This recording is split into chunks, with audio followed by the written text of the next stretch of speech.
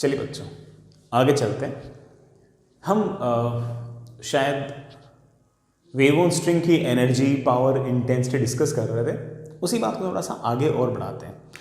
कुछ एक सवाल करते हैं। सवालों के अंदर जो भी हमने फॉर्मूला याद किए हैं उनको अप्लाई करने की कोशिश करते हैं। तो चलिए, जैसे एक सवाल है,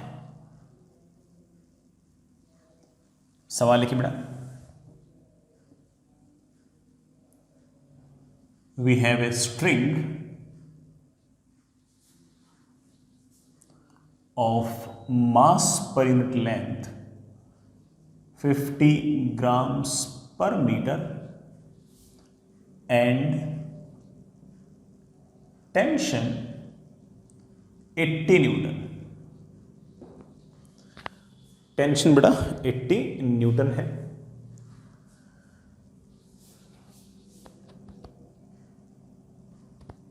There is a wave on the string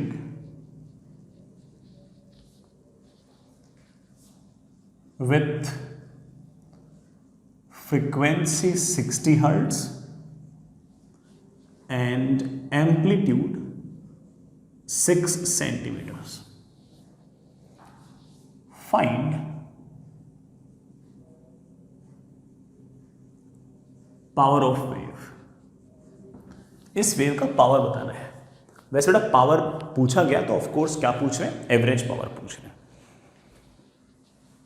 तो हम बच्चों एवरेज पे पावर का फॉर्मूला याद करके बैठे हैं। एवरेज पावर का formula is 2 pi square F square amplitude का square mu into V. 2 times pi, pi 3.14, 3.14 का अगर स्क्वायर करोगे तो रफली बेटा 10 भी लिख सकते हो, लेकिन वैसे 9.8 ज़्यादा एक्यूरेट रहेगा। फ्रीक्वेंसी का स्क्वायर 60 हर्ट्ज फ्रीक्वेंसी है तो 60 का स्क्वायर। एम्पलीट्यूड 6 सेंटीमीटर है। प्लीज़ SI यूनिट यूज़ करें। 6 सेंटीमीटर को हम 0.06 मीटर लिख सकते हैं का स्क्वायर। म्यू मतलब बेटा मास पर यूनिट लेंथ। ये 50 ग्राम पर मीटर है। नीचे तो मीटर है, अच्छी बात है, ऊपर ग्राम को कन्वर्ट करो किलोग्राम में। किलोग्राम में कन्वर्ट करोगे तो 10⁻³ आ जाएगा। तो मेरे पास 0.05 ये आ जाएगा into v. Velocity of wave सवाल में देनी रखी है, तो वेलोसिटी ऑफ वेव आप निकालने के लिए कहोगे सर रस्सी में जितनी भी टेंशन है दैट डिवाइड बाय म्यू। रस्सी में शायद टेंशन 80 न्यूटन दे रखी है, म्यू मुझे दे रखी है, कहाँ गया, हाँ 0.05। ये ऊपर गया ऐसे, ये मेरे ख्याल से 1600 का रूट आ गया 40। तो स्पीड ऑफ वेव मेरे पास आ गया 40। इसको थोड़ा सिंप्लीफाई करना, 2 इंटू 9.8 3600, ये बड़ा 36 इंटू 10⁻⁻⁴ इंटू 0.05 इंटू 40। ये 1 2 0 गायब, बड़ा ये यहाँ से गायब। ठीक है बेटा, बाकी तो 5 तो नहीं 10 10 10 0, ये कैंसिल, ये 10⁻⁻² आ गया। इन सबको एक बार मल्टीप्लाई करना, देखना बेटा क्या है मल्टीप्लिकेशन। इन सबका मल्टीप्लिकेशन करना। हाँ बेटा 9.8 into 36 into again 36 into 4।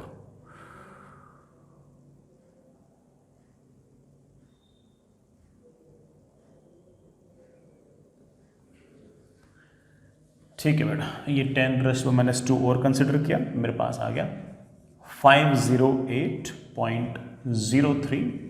Of course unit will be what, unit will be what. Power निकाल रहे हो तो पावर की ऐसा यूनिट तो वाट ही आएगी। ये आपकी एवरेज पावर की वैल्यू आ गई। सिर्फ और सिर्फ वैल्यूज ही पुट करना था, कोई बहुत भारी ऐसा कोई स्पेशल काम इसमें नहीं था। ठीक है, चलिए बच्चों एक सवाल और। हमारे पास बड़ा कोई रस्सी है, इस रस्सी में हमने कोई ना कोई वेव एस्टेब्लिश की है इस तरह से,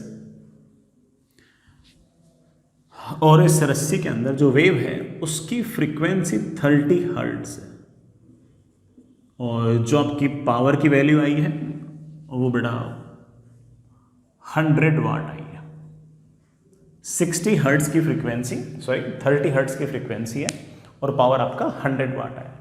बाकी सारी चीजें सेम है, एम्पलीट्यूड हो गया, रस्सी हो गई, रस्सी में टेंशन हो गई, रस्सी सेम हो गई तो म्यू सेम हो गया, टेंशन सेम हो गई तो of course speed of wave भी सेम हो गई। सिर्फ और सिर्फ मैंने क्या किया कि वेव की फ्रीक्वेंसी चेंज कर दी और 30 हर्ट्ज की बजाय मैंने 60 हर्ट्ज कर दिया। ऑफ कोर्स फ्रीक्वेंसी अगर आपको ज़्यादा चाहिए तो आपको पावर भी तो ज़्यादा चाहिए। तो मेरा सवाल ये है कि बेटा कितना पावर अप वेव का होगा। 30 हर्ट्ज की वेव जनरेट करने के लिए अगर 100 वाट का पावर चाहिए तो 60 हर्ट्ज की फ्रीक्वेंसी जनरेट करने के लिए कितने पावर की जरूरत होगी। तो जैसा आप जानते हो power is directly proportional to frequency का स्क्वायर। बाकी सारी चीजें अगर सवाल की लैंग्वेज से अगर देखें तो कोई इंफॉर्मेशन दे नहीं रखी है, इसका मतलब वो पहले भी वही थी बाद में भी वही है। तो आप कह सकते हो कि नया वाला पावर अपॉन पुराना वाला पावर इज इक्वल्स टू नई वाली फ्रीक्वेंसी अपॉन पुरानी वाली फ्रीक्वेंसी का स्क्वायर।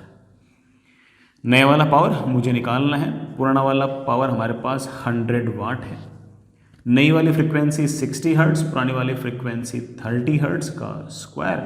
ऐसे करते ही मेरे पास नए पावर की वैल्यू आ गई है, दैट इज 400 वाट आनी थी। अगर फ्रीक्वेंसी आप दुगनी करोगे तो पावर आपको 4 गुनी करनी पड़ेगी, because power is directly proportional to frequency का स्क्वायर। ठीक है बच्चों, बहुत ही ऐसे सिंपल सी बात थी, कोई ऐसे बहुत भारी काम नहीं था। सिर्फ और सिर्फ फॉर्मूला याद रखो और बाकी तो खैर सवाल में सारी बातें कॉमन सी रहती हैं। इसी तरह से अगर आप एम्पलीट्यूड को भी दुगना करोगे, एम्पलीट्यूड को दुगना करोगे तो भी पावर आपको 4 गुना करनी पड़ेगी, because power is directly proportional to amplitude का स्क्वायर। अगर आप एम्पलीट्यूड को 5 गुना करोगे तो ऑफकोर्स आपको पावर 25 टाइम्स करनी पड़ेगी, because power is directly proportional to amplitude का स्क्वायर। ठीक है बच्चों, तो ऐसे सवाल आप फेस कर सकते हो, आपके सामने कभी ना कभी आ सकते हैं और आप बड़े आराम से इन सवालों को निपटा सकते हैं। ठीक है, आगे चलिए।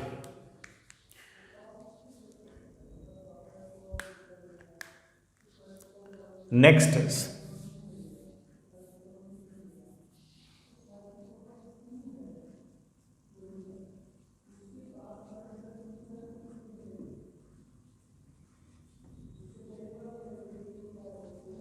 superposition of wave. It is very much similar like superposition of SHMs.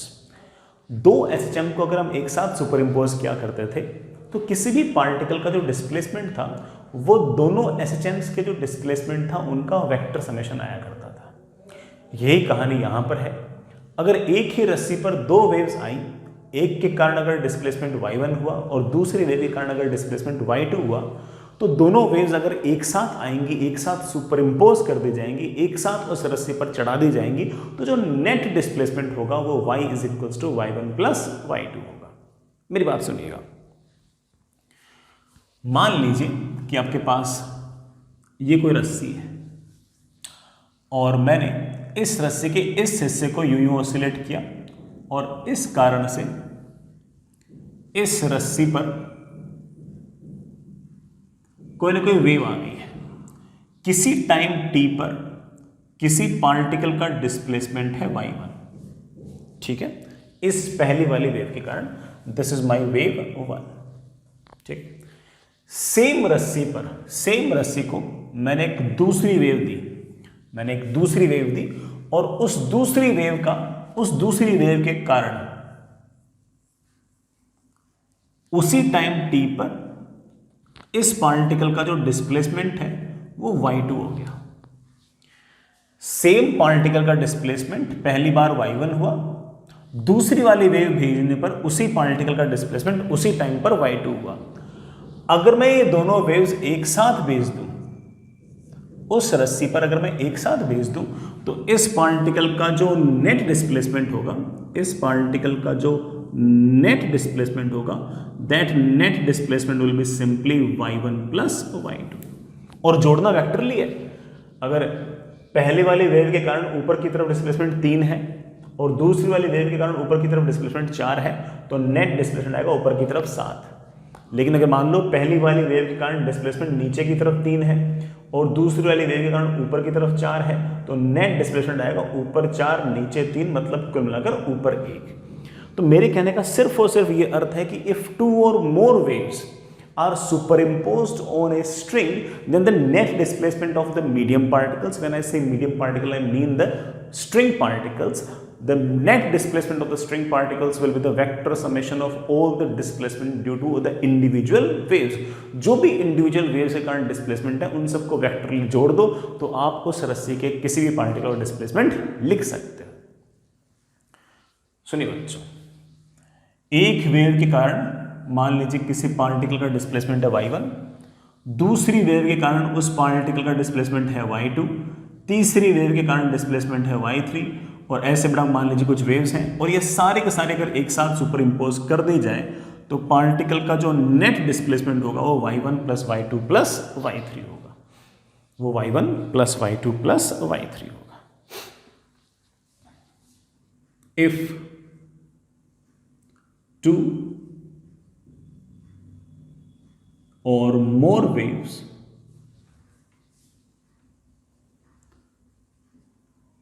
are superimposed, superimposed मतलब रस्सी पर एक साथ भेज दी गई हैं ये सारी waves. If 2 or more waves are superimposed on a string, then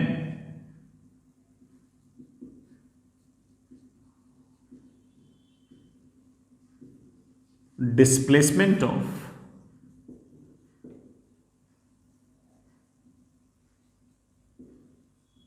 string particles will be a vector summation of individual displacements।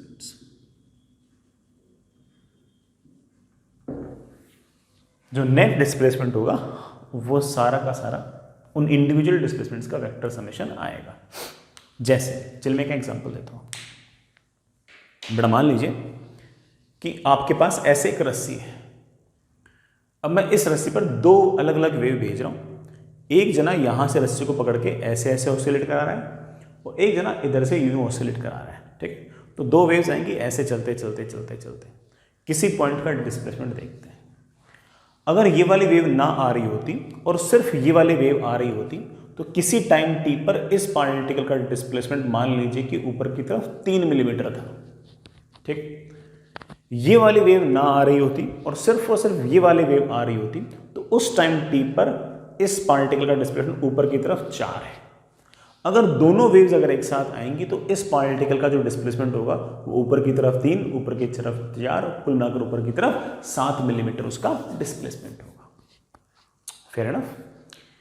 अगर ये दोनों वेव्स मैंने दोनों हिस्से पकड़े और ऐसे ऐसे वाइब्रेट कराया, दोनों वेव्स ऐसे ऐसे आ रही हैं, किसी टाइम t पर अगर इस पार्टिकल का डिस्प्लेसमेंट ऊपर की तरफ 3 मिलीमीटर हुआ और उसी टाइम t पर इस वाले वेव के कारण पार्टिकल का डिस्प्लेसमेंट नीचे की तरफ 4 मिलीमीटर हुआ, तो अगर दोनों वेव्स अगर एक साथ आएंगी तो इस पार्टिकल का डिस्प्लेसमेंट ऊपर की तरफ 3, नीचे की तरफ 4, कुल मिलाकर नीचे की तरफ 1 मिलीमीटर होगा। सिंपल। अब मैंने एक छोटा सा काम और किया। रस्सी के इस वाले हिस्से को मैंने यूं ऑसिलेट कराया और रस्सी के इस हिस्से को मैंने यूं ऑसिलेट कराया ऐसे ऐसे। तो अब दो वेव्स आ रही हैं। एक वेव बड़ा ऑफकोर्स ऐसे ऐसे आ रही है इधर से, और दूसरा जो वेव है बड़ा वो ऑफकोर्स यूं आ रही है जो रस्सी को ऐसे ऐसे मूव करा रही है। ठीक है, इधर वाली वेव के कारण मान लीजिए किसी टाइम t पर इस पार्टिकल का डिस्प्लेसमेंट ऊपर की तरफ 4 मिलीमीटर है और ये जो वेव इधर से आ रही है, इसके कारण मान लीजिए कि इसी पार्टिकल का डिस्प्लेसमेंट इधर की तरफ 3 है। तो जब दोनों वेव्स एक साथ आएंगी तो इस पार्टिकल का डिस्प्लेसमेंट इधर की तरफ 4 और इधर की तरफ 3, नेट डिस्प्लेसमेंट आएगा ऐसे इधर की तरफ 5। तो मेरे कहने का सिर्फ इतना सा अर्थ है कि अगर जब भी 2 या 2 से ज़्यादा वेव्स एक साथ किसी रस्सी पर आए तो नेट डिस्प्लेसमेंट जो होगा वो हमेशा हमेशा हमेशा उन इंडिविजुअल डिस्प्लेसमेंट्स के वेक्टर समेशन के बराबर होगा। और इस कॉन्सेप्ट से हमारा काफ़ी सारा काम बन जाएगा, इससे हमारा सारा काम बन जाएगा। थ्योरी हम इस पर और बिल्ड कर लेंगे, लेकिन मेन चीज़ सिर्फ और सिर्फ इतनी सी ही है, मेन चीज़ सिर्फ इतनी सी है। आगे चलिए बच्चों,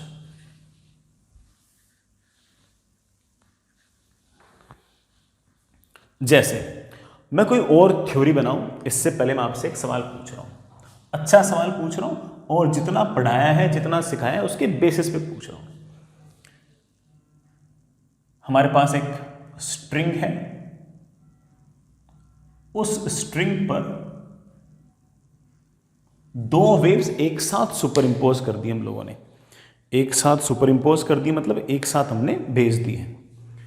पहली वाली वेव की इक्वेशन है y1 is equals to 5 millimetre sine of 2 pi centimetre x minus 50 pi t। बेटा ये जो k है ये सेंटीमीटर में है, ये एम्पलीट्यूड मिलीमीटर में है, बाकी तो बेटा SI यूनिट है। y2 मुझे दे रखा है। दूसरी वाली वेव है that is 10 millimetre sine of pi centimetre x minus 100 pi t। ठीक है बच्चों, 2 अलग अलग वेव्स हैं इस तरह से, एक ही रस्सी पर ये दोनों की दोनों वेव्स हैं। दोनों का बेटा ओमेगा भी अलग अलग है, दोनों का बेटा आपका के भी अलग अलग है, कोई बात नहीं, कोई फर्क नहीं पड़ता। If these 2 waves are superimposed, बेटा देखना दोनों का ओमेगा भी अलग है, दोनों का के भी अलग है, दोनों का ओमेगा भी अलग, के भी अलग अलग, कोई दिक्कत नहीं है। हमें तो इतना पता है कि अगर 2 वेव्स अगर सुपर इंपोज कर दी गई है तो नेट डिस्प्लेसमेंट जो होगा y1 प्लस y2 होगा, हमें तो इतना पता है। If these 2 waves are superimposed, find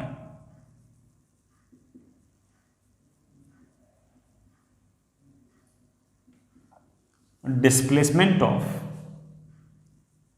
x equals to 1 centimetre. बड़ा x equals to 1 सेंटीमीटर वाला जो पार्टिकल है उसका डिस्प्लेसमेंट बताओ at t equals to 5 millisecond. बेटा ये m लिखा हो मतलब मिली सेकेंड, पूरा लिख दूं, चलो ठीक है।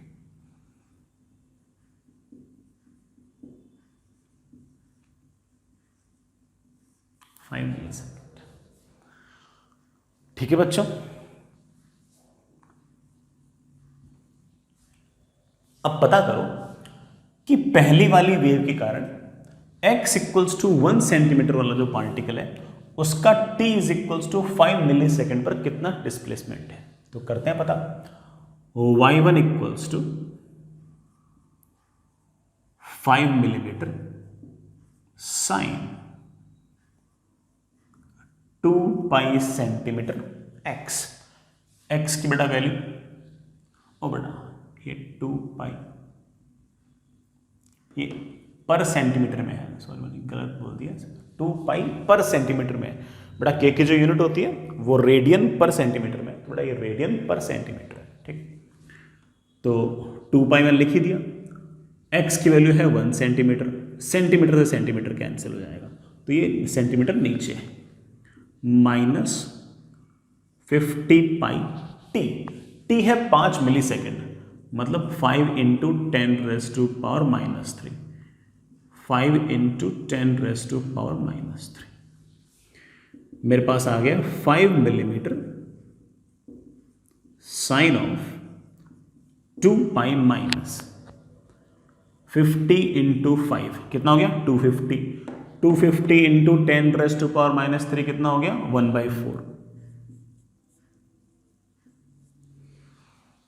लो बच्चों, मेरे पास 5 मिलीमीटर साइन 2π माइनस π/4 की बेटा वैल्यू आप लोगों को तो पता ही है, दैट इज -1/√2, तो दैट इज -5/√2 मिलीमीटर। पहली वाली वेव के कारण x इक्वल्स टू 1 सेंटीमीटर पर जो पार्टिकल है उसका t is equals to 5 millisecond पर डिस्प्लेसमेंट है -5/√2 मिलीमीटर। दूसरी वाली वेव का डिस्प्लेसमेंट, दूसरी वाली वेव के कारण कितना डिस्प्लेसमेंट होगा अभी देख लेते हैं। 10 मिलीमीटर साइन ऑफ, बेटा पाई सेंटीमीटर नहीं है बेटा, ये अपॉन सेंटीमीटर है, ठीक है, सवाल में आप चेंज कर देना। x की वैल्यू 1 सेंटीमीटर है, वो सेंटीमीटर और ये सेंटीमीटर कैंसिल, -100 पाई, टाइम की वैल्यू है 5 इंटू 10⁻³ 100 इंटू 5 हो गया 500, 500 इंटू 10⁻³ का 0.5 या हाफ, तो मेरे पास कुल मिलाकर आ गया that is 10 millimetre sine of pi minus π/2। Sine pi minus π/2 is sine π/2 और sine π/2 is 1, that comes out to be 10 millimetre.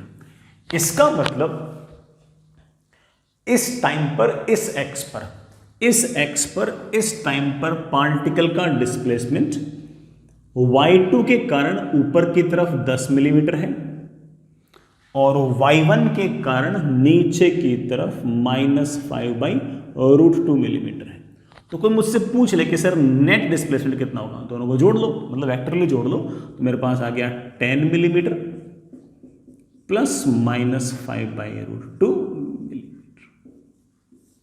ये हमारा आंसर आ गया बेटा, ये हमारा आंसर। तो इस टाइम पर इस x पर ये हमारा डिस्प्लेसमेंट है।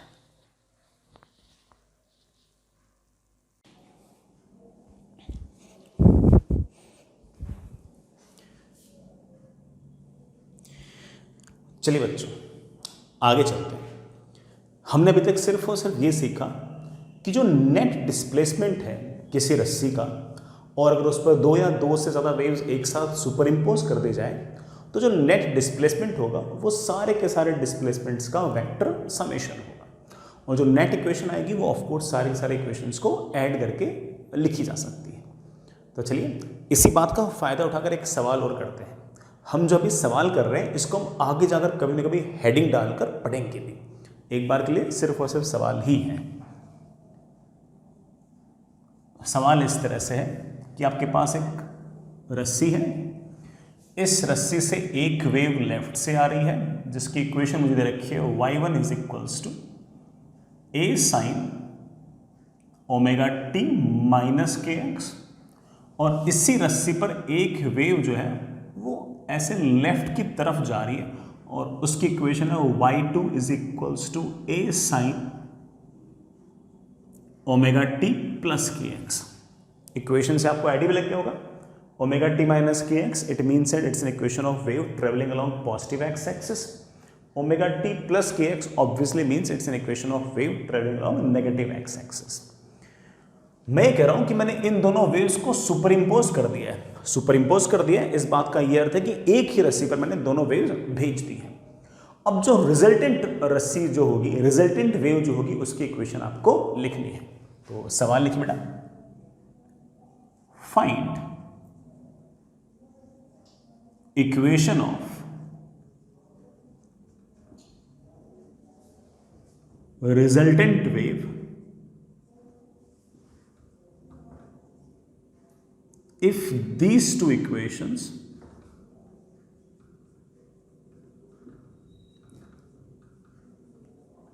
are superimposed। इन दोनों इक्वेशंस को अगर मैं सुपर इम्पोज करूं तो नेट इक्वेशन, नेट वेव की इक्वेशन क्या होगी। तो चलिए देखते हैं। हमारे पास है y is equals to, simply मैंने प्रिंसिपल ऑफ सुपरपोजिशन अप्लाई किया है, y is equals to y1 plus y2। इन दोनों इक्वेशंस को ऐड करो, मेरे पास आ गया that is equals to a sine omega T minus के x plus a sine omega T plus के एक्स। एक को आप कॉमन ले लीजिए और मेरे पास ब्रैकेट में आ गया साइन ओमेगा टी प्लस के x plus sine omega T minus के एक्स। ए तो बड़ा कॉमन आ गया मेरे पास, तो ये sine c plus sine d का फॉर्मूला है। Sine c plus sine d का फॉर्मूला हल्का फुल्का आपको याद होगा, that is 2 sine c plus d by 2, तो ओमेगा टी बच जाएगा, and cos of c minus d upon 2। तो हमारे पास जो रिजल्टेंट वेव की इक्वेशन है वो आ गई है y is equals to 2a cos k x sine omega t. मैंने आंसर निकाल दिया है। मैं इस वेव का एक नाम निकाल रहा हूं और इसको कभी न कभी हम लोग डिटेल में भी पढ़ेंगे, लेकिन एक बार तो मैंने जस्ट इसको एज ए सवाल ही कराया है, तो मैं इसको ऑफ कोर्स है ना आंसर तक ही छोड़ देता हूं। इसका प्रॉपर एनालिसिस भी हम कभी न कभी आगे जाकर करेंगे। These types of waves are known as standing waves. क्या नाम रखा बच्चों हम लोगों ने इसका? Standing wave. इस तरह की इक्वेशन कभी आगे जाकर आए तो इसे हम स्टैंडिंग वेव कहेंगे। इसका एक नाम और है बेटा, stationary wave. These kind of waves are known as standing waves and stationary waves. मैंने सिर्फ और सिर्फ इतना सा पूछा कि इन दोनों वेव्स को सुपर इम्पोज करोगे तो जो रिजल्टेंट इक्वेशन आएगी वो क्या आएगी, ये आंसर है। इसका हम प्रॉपर एनालिसिस अलग से कभी न कभी हेडिंग डालेंगे। क्या हेडिंग डालेंगे? स्टैंडिंग वेव या फिर स्टेशनरी वेव, तब हम इसको फिर से देख लेंगे। आज तो बड़ा सिर्फ और सिर्फ हमने इसकी इक्वेशन को लिखा है, ठीक है, सिर्फ इतना ही जानना है। आगे चलिए बच्चों, हम हल्का फुल्का ये प्रिंसिपल ऑफ सुपरपोजिशन समझ गए हैं। समझ गए बच्चों, हम ये हल्का फुल्का प्रिंसिपल ऑफ सुपरपोजिशन समझ गए हैं। आगे चलिए बच्चों,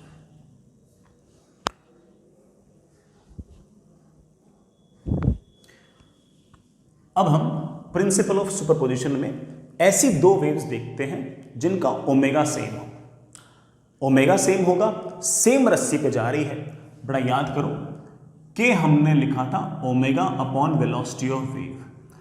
ओमेगा सेम है, सेम रस्सी पर जा रही है तो वेलोसिटी ऑफ वेव भी सेम है, इसका मतलब के भी सेम है। तो मैं एक स्पेशल हेडिंग लगा रहा हूं, दैट इज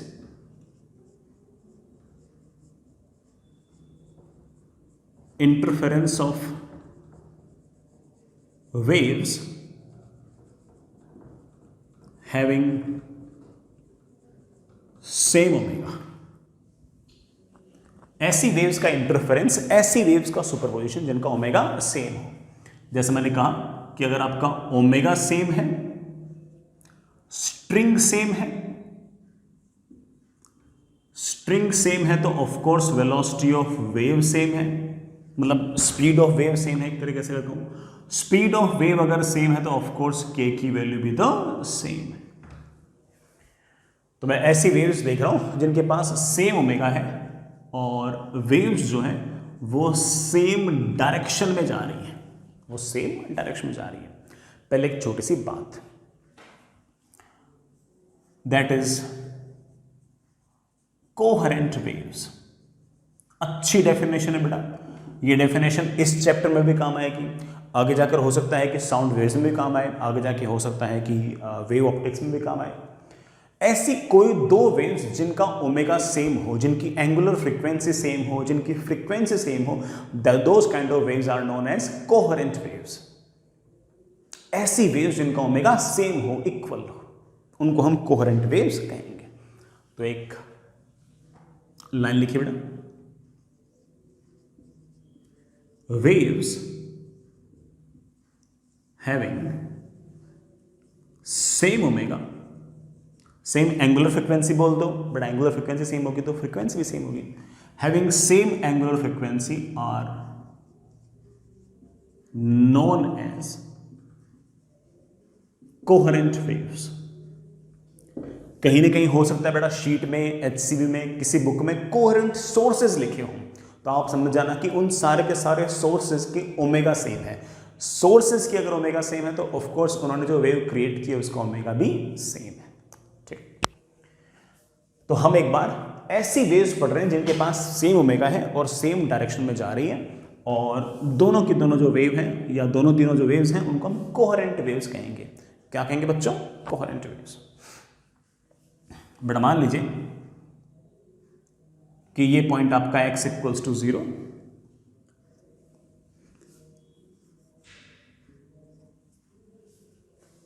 एक मिनट सुनिए बच्चों, ये एक स्ट्रिंग ऐसे,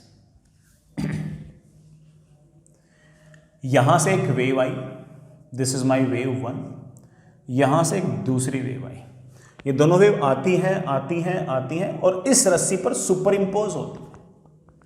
this is your wave 1, this is your wave 2, ये वेव ऐसे आई, ये वेव ऐसे है, दोनों वेव्स चलते चलते चलते चलते जब इस रस्सी पे आएंगी तो इस रस्सी पे ना केवल वेव 1 आ रही है, इस रस्सी पर वेव 2 भी आ रही है। इसकी इक्वेशन है अगर y1, इसकी इक्वेशन अगर y2, तो इस रस्सी पर जो नेट वेव बनेगी उसका जो डिस्प्लेसमेंट होगा that will be simply y1 plus y2। ठीक है, यहां कहीं बड़ा मान लेते हैं कि हमारे पास कोई ना कोई पॉइंट है x, इस वेव की इक्वेशन में लिख रहा हूं, y1 की इक्वेशन में लिख रहा हूं, y1 इज a साइन, बड़ा मान लीजिए कि ये वाला जो पॉइंट है यहां पर आने के लिए इस वेव ने कुल मिलाकर x1 डिस्टेंस ट्रेवल की है, तो इस वेव के कारण इस पॉइंट पर जो डिस्प्लेसमेंट होगा उसकी इक्वेशन लिख सकता हूं, y1 is equals to a sine omega T minus kx1 plus θ1। ठीक है, इस वेव से ये वाला जो पॉइंट है ये मान लीजिए कि x2 डिस्टेंस दूर है, तो इसके कारण यहां पर जो डिस्प्लेसमेंट होगा वो मुझे दिया हुआ है y2 is equals to a sine same omega same k but x अलग है, x2 प्लस θ2। ये है y1, ये है y2, कोई दिक्कत नहीं बेटा। इस वाले वेव ने डिस्टेंस ट्रेवल की है x1, मतलब पाथ लेंथ है x1, x1 क्या है? Path length. वेव ने कितनी डिस्टेंस ट्रेवल की है इसको तुम बोल सकते हो इस वेव की पाथ लेंथ। इसी तरह से जो दूसरी वेव आई है उसकी पाथ लेंथ है x2। मैं अब कहूं कि मुझे इस पार्टिकल का नेट डिस्प्लेसमेंट लिखना, तो आपको सर कोई दिक्कत नहीं है, इसका जो नेट डिस्प्लेसमेंट आएगा that will be y1 plus y2, that will be y is equals to y1 plus y2। Net displacement आपके पास ये आएगा and that will be a sine omega T minus kx1 plus θ1 plus a sine omega T minus kx2 plus θ2। जो net displacement होगा it will be like this. ये जो net displacement है, ये जो बड़ा नेट डिस्प्लेसमेंट है, इसको हम ट्रिग्नोमेट्री से भी सोच सकते हैं और फेजर से भी सोच सकते हैं। सर फेजर से? हाँ बिल्कुल, मैंने आपको सिंपल हार्मोनिक मोशन में सिखा रखा है कि कैसे हम फेजर से बड़ा किसी भी दो इस तरह से साइनोसोइडली वेरिंग फंक्शंस को ऐड कर सकते हैं। तो आप एक बार देखना, मैं आपको छोटी छोटी दो चार बातें बता रहा हूं। देखिए बेटा, ये वाली जो वेव है और ये वाली जो वेव है, इसमें ये पहले वाली वेव का फेज है और ये दूसरी वाली वेव का फेज है। क्या है? फेज। और इनके फेजेस का जो डिफरेंस है मैं उसे डेल्टा फाई लिख रहा हूं और एक नाम दे रहा हूं। क्या नाम दे रहा हूं बच्चों? Phase difference. माइनस करना, फेजेस को माइनस करना। मैंने जैसे फेजेस को माइनस किया, omega T minus kx1 plus θ1 minus omega T minus kx2 plus θ2। जो भी आपके कोहेरेंट सोर्स होंगे ऑफ कोर्स उनका ओमेगा सेम होगा, ये टर्म कैंसिल और हमारे पास आ जाएगा k times x2 minus x1 plus θ1 minus θ2। ये जो टोटल टर्म है, इस टर्म का हम नाम निकाल देंगे। This term is known as your phase difference. Take your time, it's very new. आराम से सारी बात समझो, कोई जल्दबाजी करने की जरूरत नहीं है। ना मैं करूंगा ना तुम करना। मैं नीचे वाला मिटा देता हूं, मुझे लगता नहीं कि मुझे इनकी जरूरत पड़ेगी वापस से। ठीक है, आप तो सिर्फ और सिर्फ टर्म्स पर ध्यान दो कि सर ने कौन सी नई टर्म्स इंट्रोड्यूस कर दी है। आप तो सिर्फ और सिर्फ एक बार के लिए टर्म्स पर ध्यान दो और मस्त रहो। ये हमारे पास फेज डिफरेंस आ गया। इस फेज डिफरेंस को अगर मैं और बढ़िया से अगर लिखना चाहूं तो के को मैं लिख सकता हूं 2π/λ into x2 minus x1 plus θ1 minus θ2। जरा सोचो कि x2 माइनस x1 क्या है। एक वेव ने डिस्टेंस ट्रेवल की x2, जिसे मैंने पाथ लेंथ कहा। एक वेव ने डिस्टेंस ट्रेवल की x1, जिसे मैंने पाथ लेंथ कहा। तो ये जो x2 माइनस x1 है, ये दोनों वेव्स का जो पाथ लेंथ था उसका डिफरेंस है। क्या है? पाथ लेंथ का डिफरेंस। इसका एक नया नाम निकाल सकते हो, हम इसे एक नाम दे रहे हैं पाथ डिफरेंस। प्यारे बच्चों, क्या नाम दे रहे हैं? Path difference. और कितना लिटरल मीनिंग है, difference in the path length is your path difference. एक ने मान लो वेव ने 5 सेंटीमीटर डिस्टेंस ट्रेवल की, दूसरी वेव ने मान लो 7 सेंटीमीटर डिस्टेंस ट्रेवल की, तो पाथ डिफरेंस कितना आ गया? 2 सेंटीमीटर। एक वेव ने मान लो कि 11 सेंटीमीटर डिस्टेंस ट्रेवल की, एक वेव ने 15 सेंटीमीटर डिस्टेंस ट्रेवल की और फिर उस पॉइंट पे पहुंची, तो पाथ डिफरेंस बेटा कितना आ गया? 15 - 11 4 सेंटीमीटर। एक ही पॉइंट पर एक वेव जो है वो 20 सेंटीमीटर डिस्टेंस ट्रेवल करने के बाद पहुंची, दूसरी वाली वेव उसी पॉइंट पर 25 सेंटीमीटर डिस्टेंस ट्रेवल करने के बाद पहुंची, तो पाथ डिफरेंस कितना हो गया? 5 centimetre. So this x2 minus x1 is our path difference and the meaning is very literal. जो बोला है वही अर्थ है। Difference in the path length is the path difference. So the phase difference is 2π/λ into path difference plus θ1 minus θ2। तो जरा गौर से देखो कि हमारा जो फेज डिफरेंस है वो दो कारणों से है। ये वाला फेज डिफरेंस है पाथ डिफरेंस के कारण, और ये वाला फेज डिफरेंस है ड्यू टू इनिशियल फेजेस। याद करो हमारे एसएचएम की इक्वेशन में या फिर वेव की इक्वेशन में ये जो θ1 और θ2 हुआ करते थे, इनको हम नाम दिया करते थे। क्या नाम दिया करते थे? Initial phases. तो आप कह सकते हो कि this is phase difference due to initial phases. Due to initial phase. Initial phases के कारण जो फेज डिफरेंस है वो तो आ गया θ1 माइनस θ2। और बड़ा मजे की बात यह है कि इन जनरल अक्सर θ1 और θ2 की वैल्यू सेम होती है। तुम्हारे 99% सवालों के अंदर θ1 और θ2 बराबर होंगे, तो ये वाली टर्म तो आएगी नहीं। सिर्फ और सिर्फ फेज डिफरेंस किस कारण से आएगा? पाथ डिफरेंस के कारण आएगा। सिर्फ पाथ डिफरेंस के कारण ही आपका फेज डिफरेंस आएगा। And this is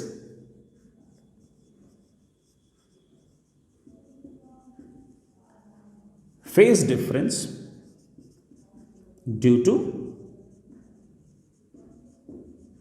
path difference.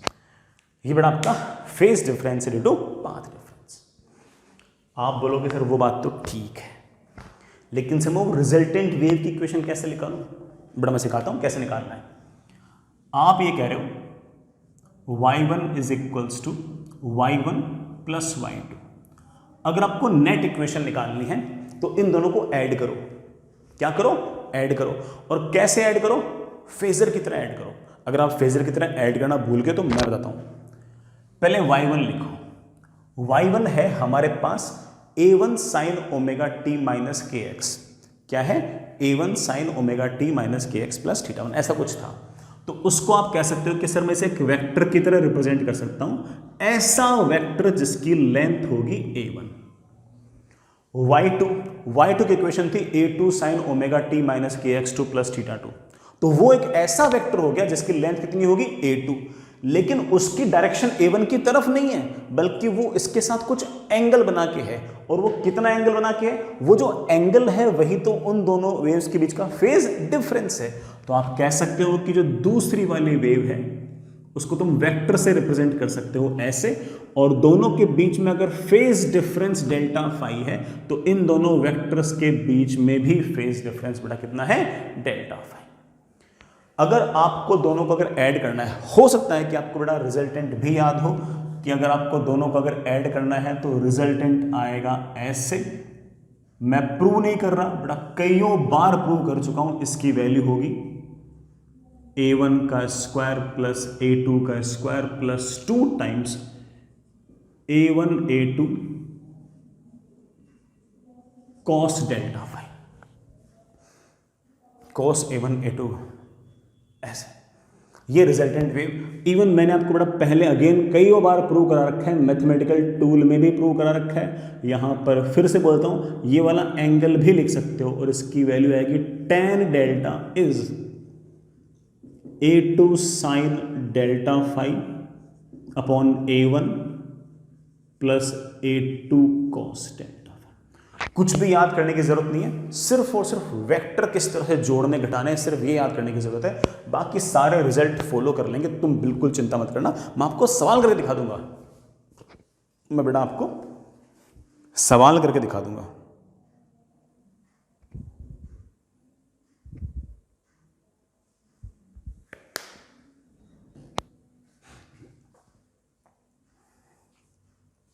नहीं याद हो रहे फॉर्मूले, कोई दिक्कत नहीं है।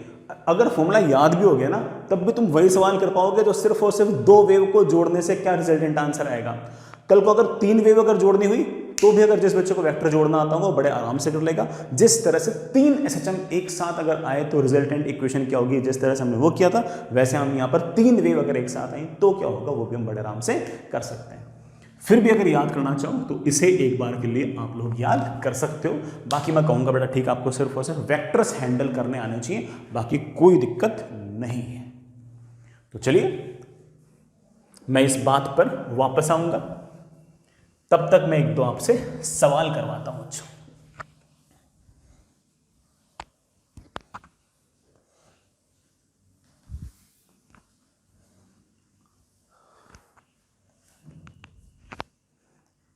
जैसे इक्वेशन है, दो वेव्स हैं, y1 is 3 sin omega T minus के एक्स, दूसरी इक्वेशन है y2 is equals to 4 cos omega T minus के x. Find equation of resultant wave if these two waves are superimposed। अगर ये दोनों वेव सुपर इम्पोज कर दी जाएं तो अगर जो रिजल्टेंट वेव आएगी उसकी इक्वेशन क्या आएगी ये बताना है, सिर्फ ये बताना है। बता देंगे। मान लो हमें कोई फॉर्मूला याद नहीं है, कोई दिक्कत नहीं है, इसको लिखो 4 times sign omega T minus के एक्स प्लस पाई बाय 2। लिख सकते हैं ना बेटा? चलो ठीक है। हम जानते हैं कि resultant wave will be simply y1 plus y2। कोई ट्रिग्नोमेट्री लगाने की जरूरत नहीं है, हालांकि इसका आंसर ट्रिग्नोमेट्री से भी आ जाता बिल्कुल आ जाता। चलो ट्रिग्नोमेट्री से भी करके दिखा देता हूं। ट्रिग्नोमेट्री से अगर करवाना हो मैं लिखूंगा resultant equation will be 3 sine omega T minus के x plus 4 cos omega T minus के एक्स। इस पूरी इक्वेशन को 5 से मल्टीप्लाई और डिवाइड करो। कर दिया बेटा, मेरे पास आ गया 5 times sign omega T minus के एक्स। ये जो 3/5 लिखा हुआ है इसको cos 53 लिख दो, और जो 4/5 लिखा हुआ है इसको तुम sin 53 लिख दो।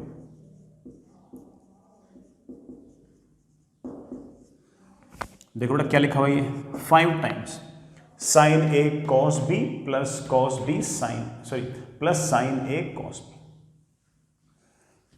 हम इसको लिख सकते हैं, it is the formula of sine omega T minus A x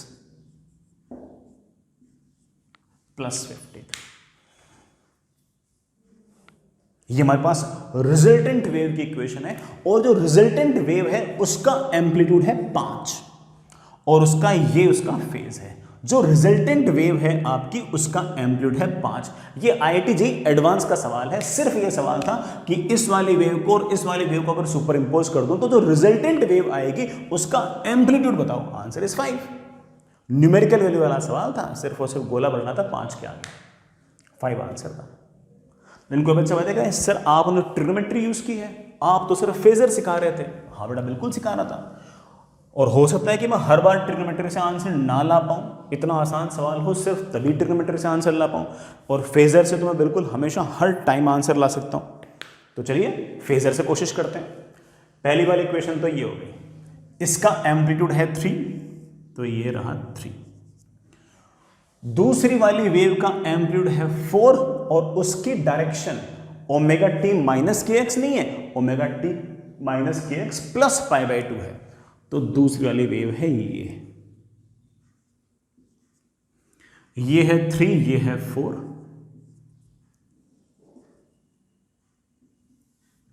इन दोनों को जोड़ दो, जो रिजल्टेंट आएगा it will be like this.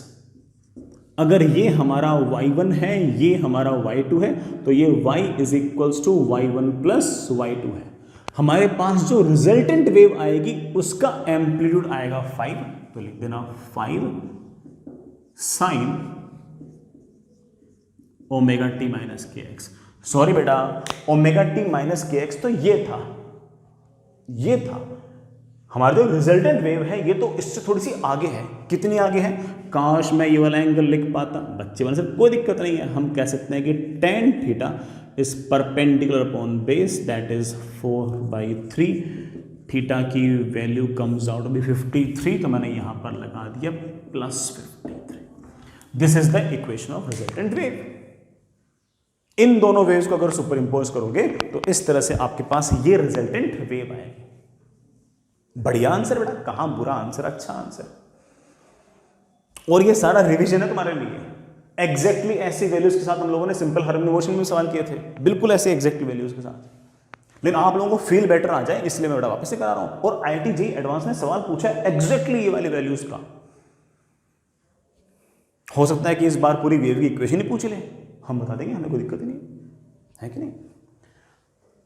चलिए बच्चों, आप फॉर्मूला छोड़ो, फॉर्मूला तो मैं लिख के भूल चुका, मैंने वहां कहीं लिखा था फॉर्मूला भूल जाओ तुम तो लॉजिक लगाओ कि यार सर ने हमें लॉजिक सिखाया है, सर ने तो मुझे y = y1 + y2 सिखाया है, और अगर सेम ओमेगा होगा, सेम डायरेक्शन होगी, तो फेजर की तरह सॉल्व करने के लिए सर ने कहा है, खास तौर से तब जब वेव सेम डायरेक्शन जा रही हो, ओमेगा सेम हो, तो सर ने कहा फेजर की तरह कर लिया तो आंसर आ जाएगा, बिल्कुल आ जाएगा, कोई दिक्कत नहीं आएगी। चलो मैं एक सवाल तुमसे और पूछता हूं। दो वेव्स हैं, y1 is equals to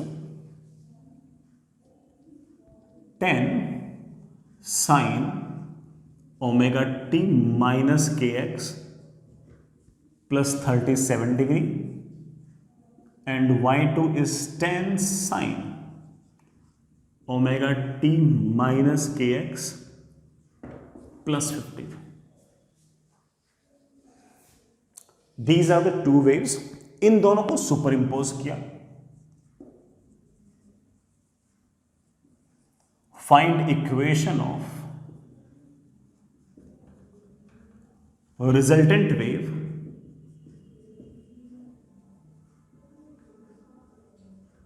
if these two waves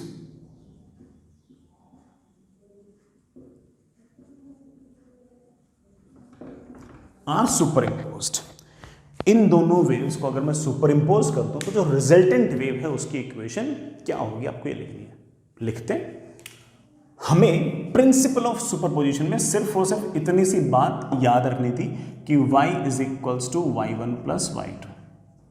अब इक्वेशन को देख के ऐसा लग रहा है कि ट्रिग्नोमेट्री शायद थोड़ी सी मुश्किल पड़ेगी, कोई बात नहीं, ट्रिग्नोमेट्री अगर मुश्किल पड़ेगी तो हमारे पास उसका एक अल्टरनेट भी है, एक दूसरा रास्ता भी है। क्या रास्ता है कि फेजर से सॉल्व करता हूं। चलिए बेटा, पहली वाली जो वेव है उसको एक वेक्टर की तरह दिखाते हैं, अभी दिखाते हैं। मैंने बेटा एक लाइन खींच दी ऐसे डॉट डॉट डॉट, ये लाइन है साइन ओमेगा टी माइनस के एक्स की। ये जो फेज है ये हमेशा क्या बताएगा, डायरेक्शन। तो ये डायरेक्शन मैंने लिख दी है ओमेगा टी माइनस के एक्स। इस साइनोसोइडली वेरिंग इक्वेशन को मैं एक फेजर से रिप्रेजेंट कर सकता हूं, एक वेक्टर से रिप्रेजेंट कर सकता हूं। ऐसा वेक्टर जिसकी लंबाई होगी 10 और डायरेक्शन होगी ओमेगा टी माइनस के एक्स प्लस 37। बड़ा याद तो आ रहा है ना, एसएचएम में सब कुछ सिखा रखा तुम लोगों को। तो पहली वाली जो वेव है मैं उसको एक वेक्टर से रिप्लेस कर रहा हूं और उस वेक्टर का जो एम्पलीट्यूड है वो मैंने 10 लिख दिया है और ये वाला एंगल मेरे पास 37। ये ओमेगा टी माइनस के एक्स, तो ये है ओमेगा टी माइनस के एक्स प्लस 37। दूसरे पे आओ, दूसरी वाली जो वेव है उसका एम्पलीट्यूड जो होगा वो वेक्टर की लंबाई बताएगा। तो वेक्टर की लंबाई है 10 और उस वेव की इक्वेशन का जो फेज होगा वो वेक्टर की डायरेक्शन बताएगा। मैं लिखा चुका हूं बेटा तुम लोगों को। ये है ओमेगा टी माइनस के एक्स, तो हमारा होना चाहिए ओमेगा टी माइनस के एक्स प्लस 53 डिग्री।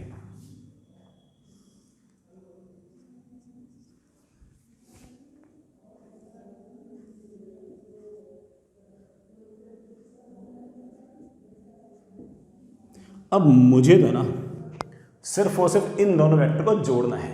मुझे नेट डिस्प्लेसमेंट निकालना है, तो y1 प्लस y2, ये है मेरा y1 और ये है मेरा y2, इन दोनों को जोड़ना है। जोड़ देंगे, फॉर्मूला याद हो तो फॉर्मूला लगा लो, फॉर्मूला ना याद हो तो लॉजिक लगा लो। और तुम जानते हो कि logic is always easier as compare to formula.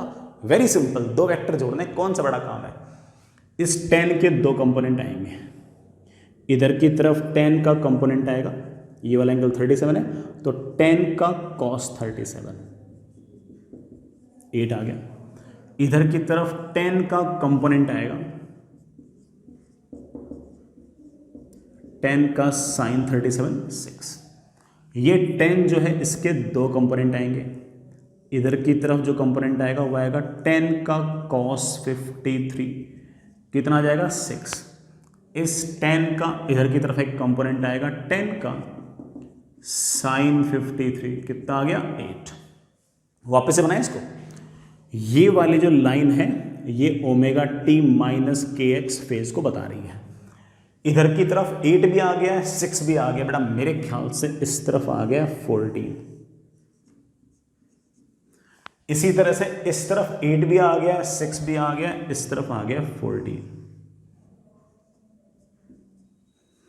इन दोनों को अब जोड़ देता हूं, 14 ऐसे 14 ऐसे, तो ये आ गया है 14√2। और अगर ये 14 तो ये वाला एंगल आ गया मेरे पास 45, ये आ गया y is equals to y1 plus y2। तो जो आपका नेट वेव है उसका एम्पलीट्यूड होगा 14√2 साइन ओमेगा टी माइनस के एक्स, तो वैसा का वैसा सेम ओमेगा, सेम के वाली बातों को डिस्कस कर रहे हैं। तो ओमेगा टी माइनस के एक्स वैसा का वैसा। अरे बेटा ओमेगा टी माइनस के एक्स तो यूं है, हमारी जो वेव है, हमारा जो फेजर है ओमेगा टी माइनस के एक्स से 45 डिग्री आगे है, तो क्या करूं प्लस 45 कर लो, तो plus 45। This is the equation of resultant wave. ये हमारे बेटा रिजल्टेंट वेव की इक्वेशन है। And as you saw that it's not that tough, और खास तौर से अगर हम लॉजिक के साथ चले तो टफ नहीं है। बाकी तो ठीक है बेटा, फॉर्मूला अगर याद करोगे तो एक लिमिट तक के सवाल कर सकते हो, और अगर लॉजिक याद करोगे यार सर ने ना ये बोल दिया कि सेम ओमेगा हो, सेम डायरेक्शन हो, तो फेजर मान के सॉल्व कर लिया करो, बिल्कुल वैसे जैसे हम लोगों ने सिंपल हार्मोनिक मोशन में किए थे। तो ठीक है, हो जाएंगे सारे सवाल। और IIT JEE एडवांस का सवाल तो ऑफकोर्स लॉजिक से होगा, वो तो ऐसे तो होगा नहीं कि हाँ भाई ठीक है फॉर्मूला लगाया और वैल्यूज लिख दिया आंसर आ गया, ऐसा तो होगा नहीं बेटा। तो मुझे तो इस तरह के सवाल अच्छे लगते हैं। चलिए मैं आप लोगों से एक सवाल और पूछ रहा हूं, और इस बार तो मैं 3 वेव दे रहा हूं। तीनों वेव का ओमेगा सेम होगा और डायरेक्शन सेम होगी, और मैं कह रहा हूं कि तीनों वेव्स को अगर सुपर इंपोज करोगे तो जो रिजल्टेंट वेव आएगी उसकी इक्वेशन बताओ। ये मेरा सवाल आपसे। अब आप में से कई बच्चे सोचेंगे कि सर आपने तो थ्योरी सिर्फ 2 वेव की बताई है और आप 3 वेव का सवाल पूछ रहे हो, क्यों पूछ रहे हो? अरे यार मैंने थ्योरी तो 3 वेव को 50 वेव बता रखी है, y इज equal to y1 plus y2 plus y3 जोड़ देते हो, और सेम ओमेगा है, सेम डायरेक्शन है, तो उनको तुम जोड़ने का सबसे आसान तरीका क्या है? फेजर। फेजर यूज करो और मस्त रहो, चिल रहो, सब काम हो जाएगा। अरे भाई वेक्टर जोड़ने हैं, 2 जोड़ने हो चाहे 50 जोड़ने हो, जोड़ने में आते हैं कंपोनेंट वंपोनेंट, हल्का फुल्का वेक्टर तो आता ही है, कर लेंगे मैनेज। तो चलिए, इतना घमंड कर रहे हो तो करो सवाल। बेटा 3 वेव है, इक्वेशंस ऐसे ऐसे हैं, y1 is equals to 3 sine omega T minus के एक्स। दूसरी वेव है y2 is equals to 4 cos omega T minus के एक्स। और तीसरी है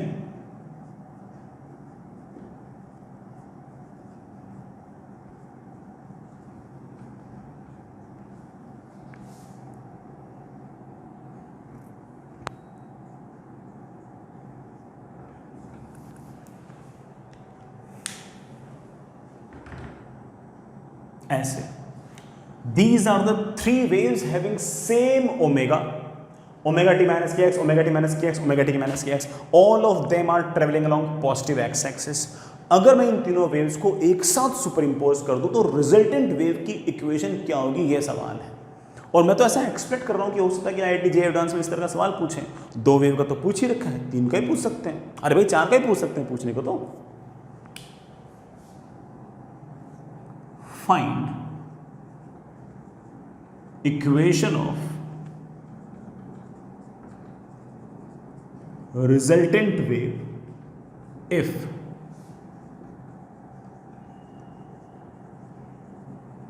these 3 waves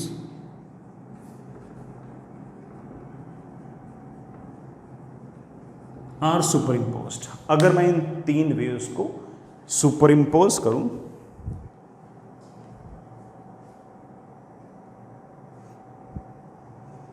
तो रिजल्टेंट वेव क्या आएगी? करो बेटा, ट्राई करो।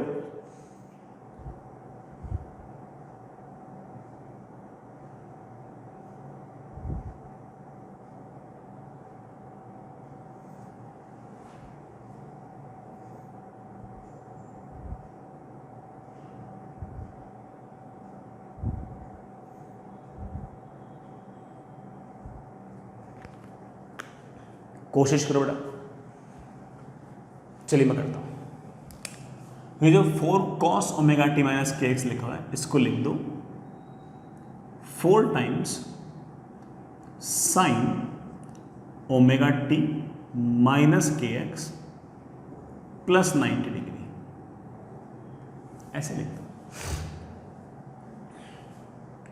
इतना लिख दो। अब तीनों के तीनों साइन में कन्वर्ट हो गया। इसको मैं कह सकता हूं कि नेट प्रिंसिपल ऑफ सुपरपोजिशन जो है वो कहता है कि net displacement is y1 plus y2 plus y3। Of course trigonometry से ऐड करना थोड़ा सा मुश्किल रहेगा और फेजर से पूरे के पूरे चीज को मैनेज करना थोड़ा सा आसान रहेगा। थोड़ा सा क्या, बहुत आसान रहेगा, बहुत आसान रहेगा, कर लेंगे, कोई दिक्कत नहीं है। पहले y1 दिखाओ, लेंथ है 3, ऐसा वेक्टर जिसकी लेंथ है 3 और डायरेक्शन किस तरफ है? डायरेक्शन है इस तरफ। इस डायरेक्शन को मैंने बोल दिया है ओमेगा टी माइनस के एक्स। बड़ा बार बार बोल रहा हूं, फेजर के अंदर जो आप फेजर बना रहे हो, जो मैंने आपको एसएचएम में सिखा रखे हैं, तो उसमें ये जो एम्पलीट्यूड होगा आपकी वेव का वो रिप्रेजेंट करेगा हमारे उस वेक्टर का मैग्नीट्यूड या उसकी लेंथ, और हमारा ये जो फेज है, ये जो ओमेगा टी माइनस के एक्स है, ये ऑफ कोर्स बताएगा उस वेक्टर की डायरेक्शन। ये बार बार हमने लिखा हुआ है, ठीक। दूसरा वाला जो वेक्टर है उसकी लंबाई 4 होनी चाहिए और डायरेक्शन जो है वो ओमेगा टी माइनस के एक्स की तरफ नहीं होनी चाहिए, बल्कि ओमेगा टी माइनस के एक्स प्लस 90 की तरफ होनी चाहिए। कर देंगे।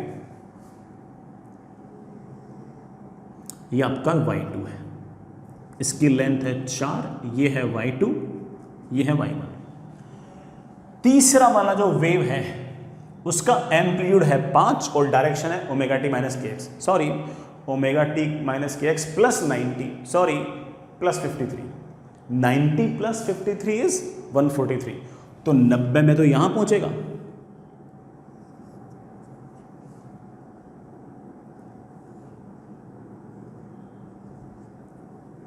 This is your y3।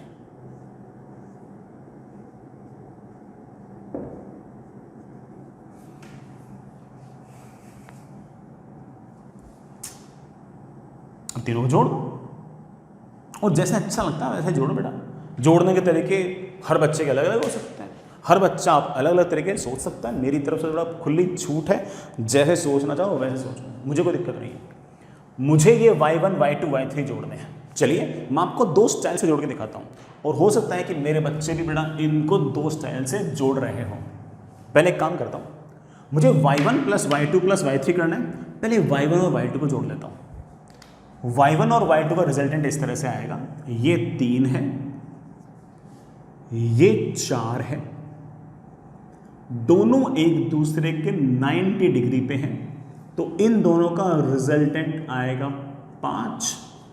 ये 4 है, ये 3 है, तो ये वाला एंगल आएगा 53। तो ये मेरे पास आ गया y1 प्लस y2। ये जो y1 प्लस y2 आया इसको y3 से जोड़ दो, y3 ऐसे, और ये वाला एंगल आपका 53 है। y3 वाला जो वेक्टर है उसकी लंबाई कितनी है 5। अब देखना ये वाला एंगल 53, तो ये वाला एंगल ऑफ कोर्स 37 और 53 of course this angle is 90 degree. अब इन दोनों को जोड़ दो। अरे यार 5 और 5 के बीच में अगर एंगल 90 है तो रिजल्टेंट आएगा 5√2, रिजल्टेंट आएगा 5√2, रूट ऑफ 5 का स्क्वायर प्लस 5 का स्क्वायर। और तो और दो वेक्टर अगर सेम मैग्नीट्यूड के हैं तो रिजल्टेंट आएगा बिल्कुल बीचों बीच, रिजल्टेंट आएगा बिल्कुल बीचों बीच। तो आप कहोगे सर ये टोटल एंगल 90 है, तो इन दोनों का रिजल्टेंट आएगा 45 पे। कहां पर आएगा बच्चों 45 पे। तो आप कह सकते हो कि ये वेक्टर और ये वेक्टर के बीच में ये वाला एंगल अगर 90 है तो इन दोनों का अगर जोड़ूंगा तो रिजल्टेंट आएगा ऐसे, और उसका मैग्नीट्यूड मैं जानता हूं कि दोनों के बीच में एंगल 90 है, इसलिए 5 का स्क्वायर प्लस 5 का स्क्वायर, जैसे मैं 5√2 कह सकता हूं। और टोटल एंगल अगर 90 है तो ये वाला एंगल मेरे पास 45 डिग्री, और ये आ गया है हमारे पास y बोल दो या y1 plus y2 plus y3। लेकिन यूं थोड़ी कैसे आंसर छोड़ देंगे, सवाल में तो मैंने इक्वेशन पूछी है। तो हम अब क्या करेंगे कि इस वेक्टर को वापस इक्वेशन में कन्वर्ट करेंगे और हम बोलेंगे कि हमारे पास रिजल्टेंट वेव की इक्वेशन है एम्पलीट्यूड है ऑफ कोर्स इस वेक्टर की लंबाई, कितनी लंबाई है 5√2 साइन ओमेगा टी माइनस के एक्स। सबका ओमेगा सेम, सबका के सेम, तो रिजल्टेंट वेव का ओमेगा और के भी वही। लेकिन ओमेगा टी माइनस के एक्स तो ये था, ओमेगा टी माइनस के एक्स तो ये था, और हम तो ओमेगा टी माइनस के एक्स से काफी आगे हैं यार। कितना आगे हो? तो आप बोलोगे सर मैं आगे हूं 53 डिग्री प्लस 45 डिग्री। बेटा मेरे ख्याल से टोटल एंगल तो 108 आ गया होगा, ऐड करना, सॉरी बेटा 108 नहीं 98 आ गया होगा, माई फॉल्ट। बेटा 5 और 3 8 plus 98 degree, this is the answer. और इससे बेटर क्या सवाल होगा यार। मोस्टली बुक्स में हर जगह थ्योरी में 2 वेव्स जोड़ रखी होती है, सेम ओमेगा सेम के। अरे हम तो 3 को भी जोड़ देंगे, 3 छोड़ो, हमें तो 4 देंगे, 4 को जोड़ देंगे हम तो, हमें तो क्योंकि हम तो उन वेव्स को किन की तरह कंसिडर करने लगे, फेजर की तरह कंसिडर करने लगे। और जब फेजर की तरह कंसिडर कर ही लिया तो उनका जोड़ना, घटाना, गुणा करना, भाग करना बिल्कुल वैसा है जैसा वेक्टर्स का है। और वेक्टर्स के हिसाब से अगर देखें तो ये बहुत ही ट्रिवियल काइंड ऑफ प्रॉब्लम है, आसान सी प्रॉब्लम है। दूसरी तीसरे सवाल ही बेटा बन तो इस तरह के करते हैं जब वेक्टर पढ़ते हैं तो हमारे लिए कोई बड़ा काम है ही नहीं। बड़ा काम इसलिए नहीं है क्योंकि हमने इन इक्वेशन को, इन साइनोसॉइडली वेरिंग इक्वेशंस को फेजर में कंसिडर कर लिया, फेजर में कन्वर्ट कर लिया। और फेजर में कन्वर्ट करते ही हमारा काफी सारा काम तो आसान हो गया।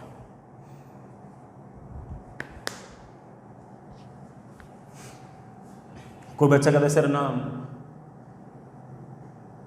कंपोनेंट लेके ऐड हो जाएगा, हो जाएगा, क्यों नहीं हो जाएगा। ये 3 जो है ना, ये तो बड़ा इसी तरफ रखो, कोई दिक्कत नहीं।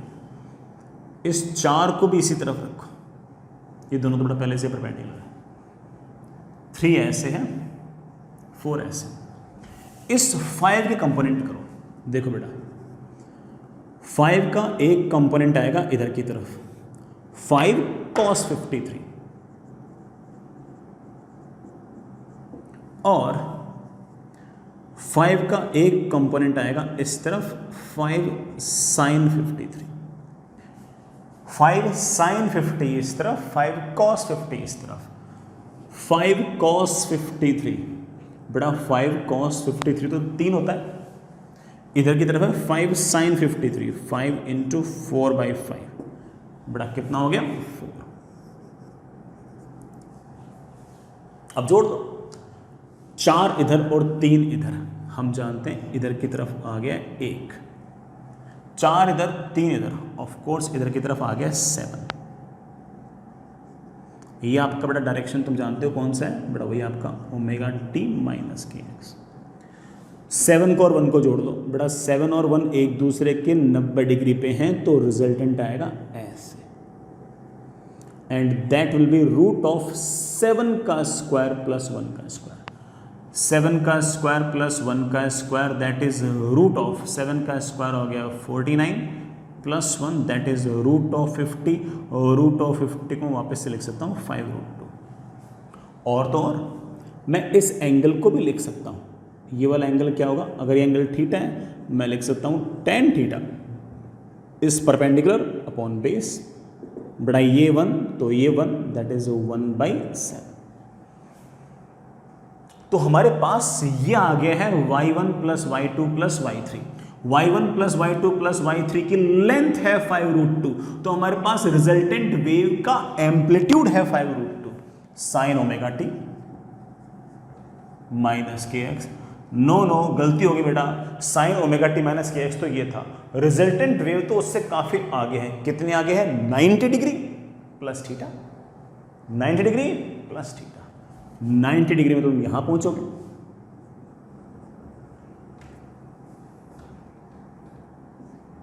प्लस ये वाला एंगल थीटा। इस थीटा को हम बड़े आराम से लिख सकते हैं tan इनवर्स 1/7। ये हमारा आंसर है, और ये वाला आंसर और हमने जो पहले से आंसर निकाल रखा है वो मोर और लेस सेम ही है। 90 डिग्री प्लस tan इनवर्स 1/7 जो है ये 98 डिग्री के आसपास ही आपकी वैल्यूज आएगी, कोई बहुत इतना बड़ा डिफरेंस है नहीं। तो जैसे मतलब अब सर 2 आंसर क्यों निकाले, 2 कारण। एक तुम आपको ये कन्विंस करना चाह रहा था कि तुम जैसे चाहो वैसे सॉल्व करो, भाई आपका IQ है, आपका दिमाग है, जैसे बढ़िया लगे आपको उस तरह से सॉल्व करो, मुझे कोई इशू नहीं है। जिस तरह से आप कंफर्टेबल हो उस तरह से सॉल्व कीजिए, कोई दिक्कत नहीं। और दूसरा कि यार ना मान लो कि दोनों तरह के ऑप्शंस हो, तो आप कम से कम पहचान पाओ कि यार कौन सा ऑप्शन, दोनों तरह के ऑप्शंस हमारे आंसर आ सकते हैं। तो आपको कम से कम इतना आइडिया तो होना चाहिए। इस कारण से मैंने 2 तरीके से वो करके दिखाया। ठीक है बच्चों।